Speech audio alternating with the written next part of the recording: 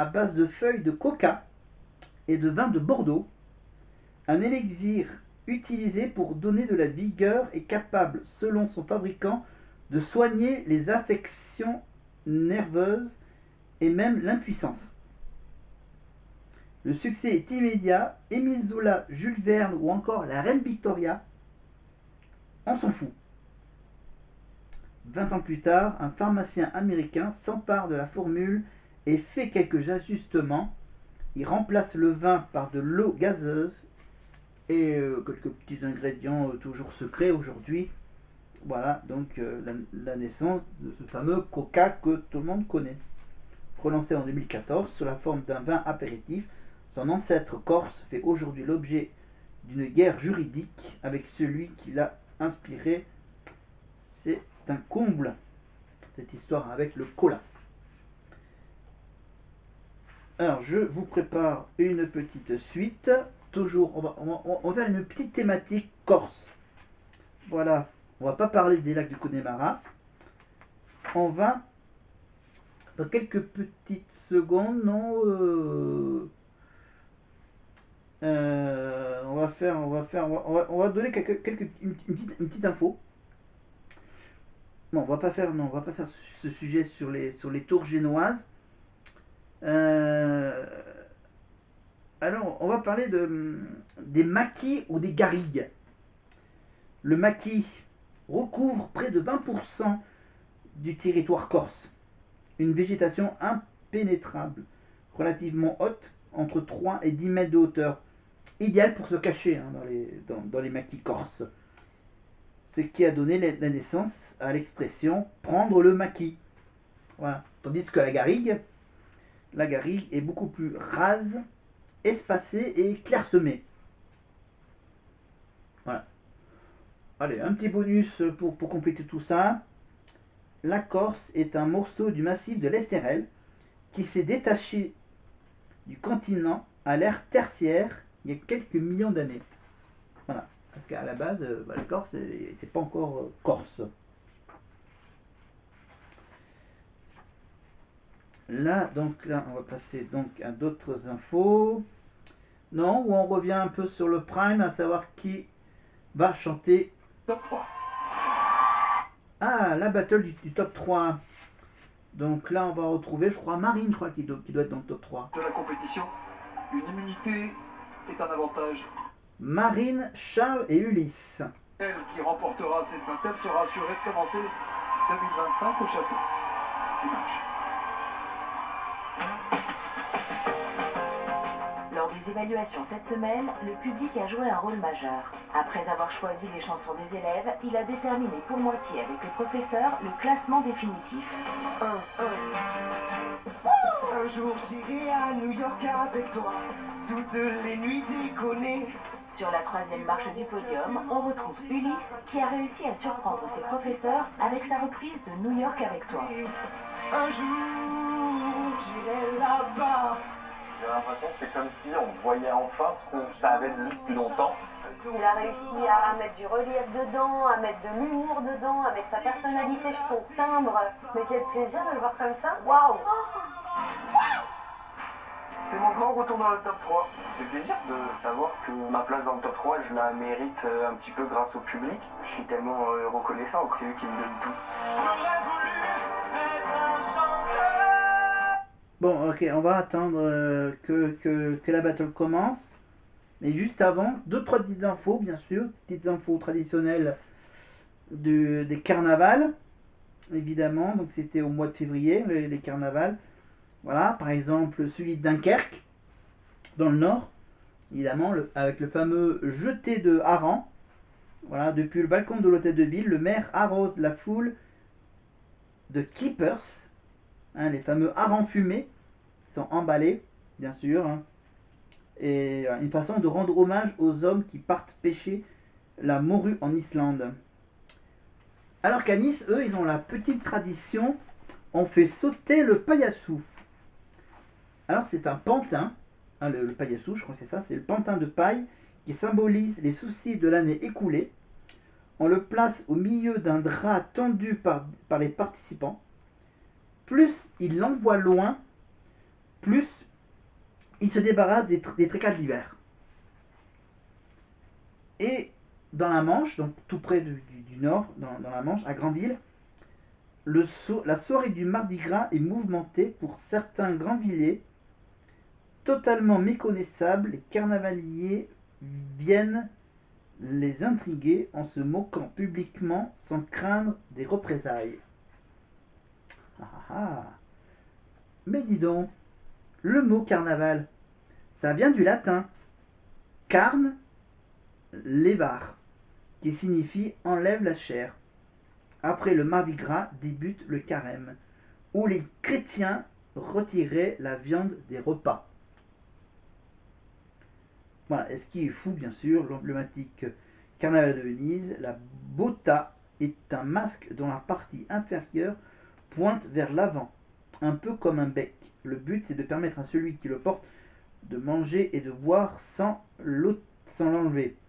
Voilà, il modifiait aussi sa voix en le faisant résonner, préservant encore un peu plus son anonymat. Aujourd'hui, l'expression parler dans le masque est encore utilisée dans les milieux du chant et du théâtre pour qualifier une voix qui résonne dans les cavités nasales. Mais on revient au top 3 avec Ulysse.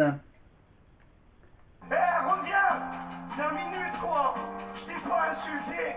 Je suis poli, courtois et un peu fort bourré. C'est pour les mecs comme moi.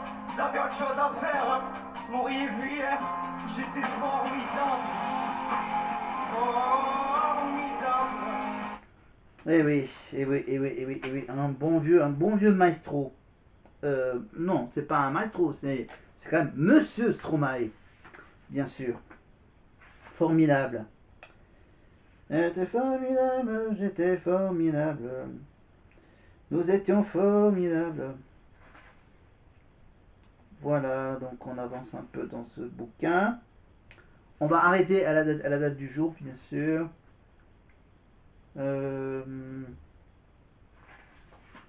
Alors, qu'est-ce qu'on a encore? Qu'est-ce que je peux encore vous donner des infos qui sont dans ce magnifique bouquin? Alors, dans ce bouquin, alors, allez, donc maintenant on est sur les pages du mois de mars. Les pages du mois de mars. Ouais, vous voulez la version de. La version de. Qui déjà? La version de Charles de Stromae, on l'écoute. Hier, j'étais formidable. Formidable.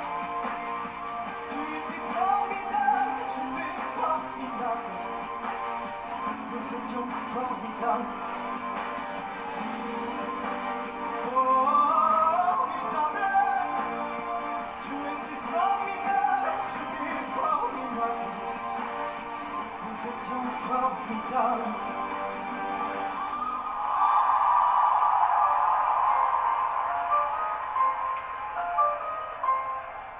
Formidable, formidable.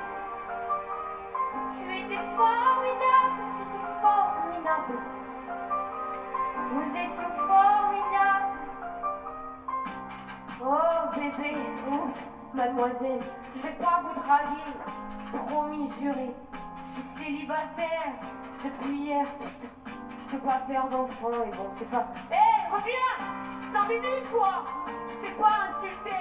Je suis polie, courtoise et un peu fort bourré. Mais pour les filles comme moi, vous avez autre chose à faire, hein. Vous m'auriez vu hier, j'étais formidable. Formidable. Tu étais formidable, j'étais formidable. Nous étions formidables. Formidable. Tu étais formidable, j'étais formidable. Nous étions formidables.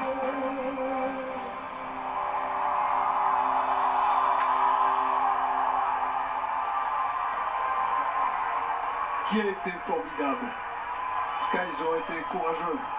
Ulysse, Charles, Marine, bravo à tous les trois. Chers professeurs, à vous de décider à qui allez-vous donner votre voix. On commence avec le professeur de théâtre, monsieur Hugues Hamelin.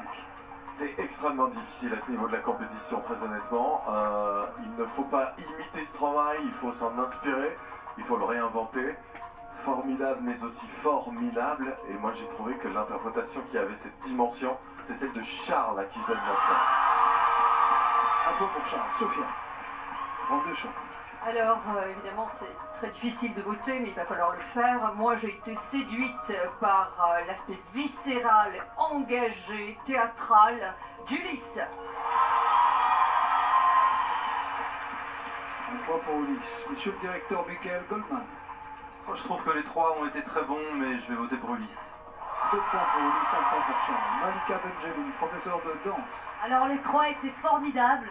Et ce soir, je vais voter pour Charles. 2 points pour Charles, 2 points pour Ulysse. Égalité entre Charles et Ulysse. 4 points pour Marine pour l'instant. Merci Marlène, Malika.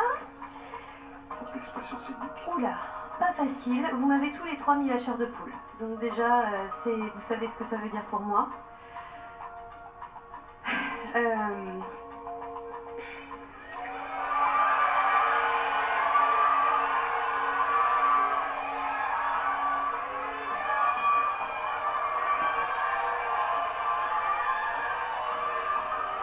vais donner ma voix à Charles. Charles remporte l'immunité. Il va être tranquille. Et Bonnie avait déjà remporté la sienne la semaine dernière et c'est une certitude. Tous les deux seront encore académiciens dans l'aventure en 2025. Bravo à vous deux. Et bravo à vous trois. Alors, donc, on était, bravo, bravo à Ulysse, c'est ça. Non, c'est pour le là. Non, c'est Charles. C'est Charles qui a gagné cette battle. Ben, en l'honneur de Charles, alors on va faire pause pour la surprise des Bonnie avec Karima et le père Nikos. Juste des petites infos, bien sûr, par rapport à la petite passion secrète de Charles pour les chevaux. Évidemment, le plus noble conquête de l'homme a ses petits secrets. Et oui, pour ceux qui ne savent pas. C'est la seule espèce du règne animal à posséder des jambes. Voilà. Il y a quand même une petite différence dans le vocabulaire qui s'explique. Qui s'explique par la morphologie du cheval, proche de celle de l'humain. Il possède un fémur, des genoux et des pieds. Et dans la nature, il est une proie et non un prédateur. Le cheval préfère donc dormir dans une position lui permettant de fuir rapidement en cas de danger. Pour y parvenir, il verrouille ses articulations tout en laissant une jambe en repos. Voilà, donc c'est un cheval qui dort debout. Et, une petite info par rapport à nous les humains, le cheval ne vomit jamais. Non. L'organisation de son système digestif ne lui permet pas de régurgiter, contrairement à l'humain. Le muscle